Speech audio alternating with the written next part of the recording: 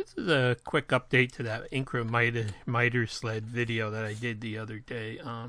First thing I had to do was fix that misalignment there. And what I did is I measured the two pieces, and you can see that one piece on the end is a much lighter color than the other one. But I measured them, and it was 5 thousandths difference. That end piece that slides out was 5 thousandths thicker than the other piece, so probably it's in the tolerance of the extrusion or something, or they use different extrusions. But I had some 5 thousandths thick UHMW tape. I actually was able to cut a piece to fit in the slot there, and you can see it's in there now. And I punched a couple holes for those to clear the bolts there, and put that inside there, and that actually moved the that front face of it back by the 5 thousandths that it was thicker by, and everything lines up perfect now.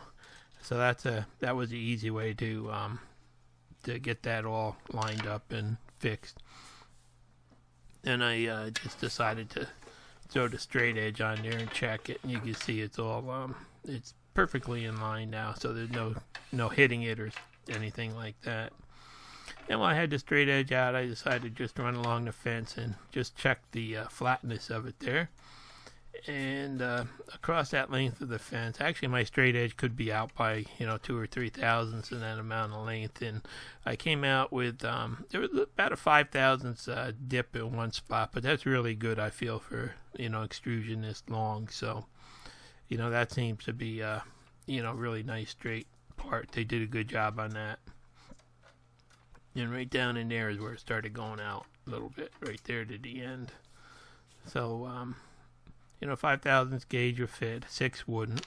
Then I found out when using it that this red board that they use really is slippery, and when you try to do short cutoffs, the piece vibrates on there, hits the saw, and goes flying back at you, which really is a kind of a safety concern to me. And on my other miter gauges, I've always put a little sacrificial board on there to be able to push that piece past the blade, and also to get a no tear out cut on it.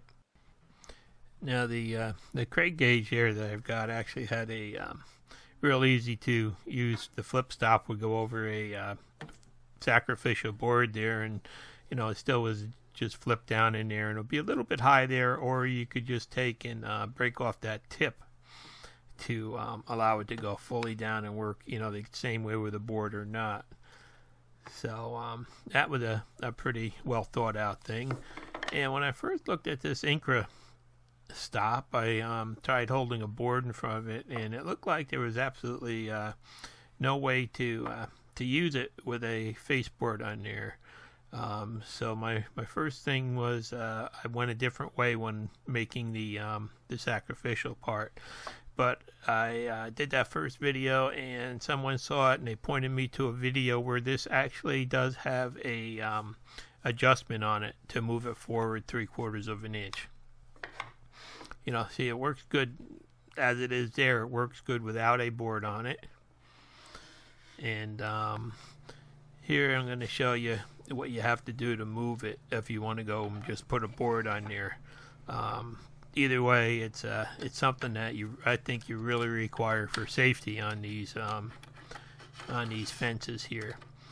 So that actually you're able to slide that forward, and a little bit of fiddling there, you can re-engage it in the front slots there.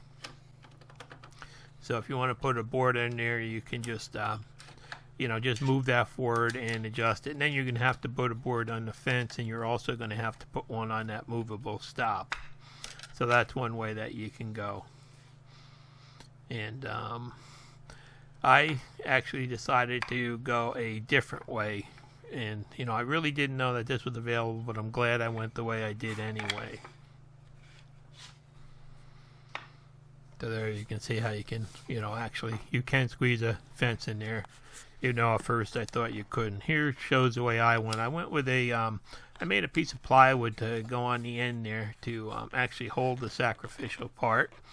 And I've got everything flush with the fence here. I actually went with a piece of walnut on the inside, which this here isn't the best solution. Down the line I'm going to machine a piece of aluminum and actually make it so I can use a piece of 1/2 inch plywood to make it easy to keep everything lined up. But there you can see I put that in place, and I did have to shim it a little bit for some inaccuracy in the fence here with some piece of the paper, but it wasn't really that much. So this is what I decided to do, and that way it gives me a pusher for the end piece there, and there you can see it's all flush all the way across with the fence. So this is a, whichever way you decide to go, it really, I think it's a safety concern not to have a pusher on there. So here you can pretty much see it actually gets the cut off past the blade when you're done making the cut, and it's kind of in a safer location and won't come back at you. Plus you get zero tear out once you've got that zero clearance thing there. Plus, I'm actually thinking about adding a little guard on the backside there to cover the blade when you finish the cut. Another thing that I noticed was when you cut like a 4-foot board in half, without the pusher on there, it would actually go up and clip the corner of the blade and get some damage to the cut.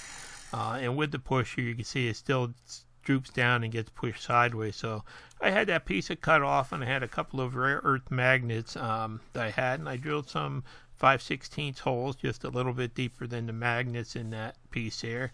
Used some super glue gel and hammered the magnets in flush with the part. So now I actually have a guide over there that really does help keep everything up level, and it makes it real easy to hold it up against that piece of fence sticking out, so it doesn't sag down or anything.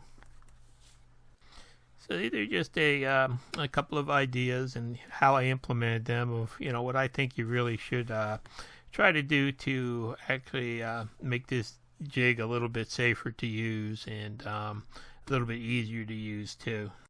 So now I can get back to working on that cabinet for the router table that I started building. Thanks for watching. Please subscribe.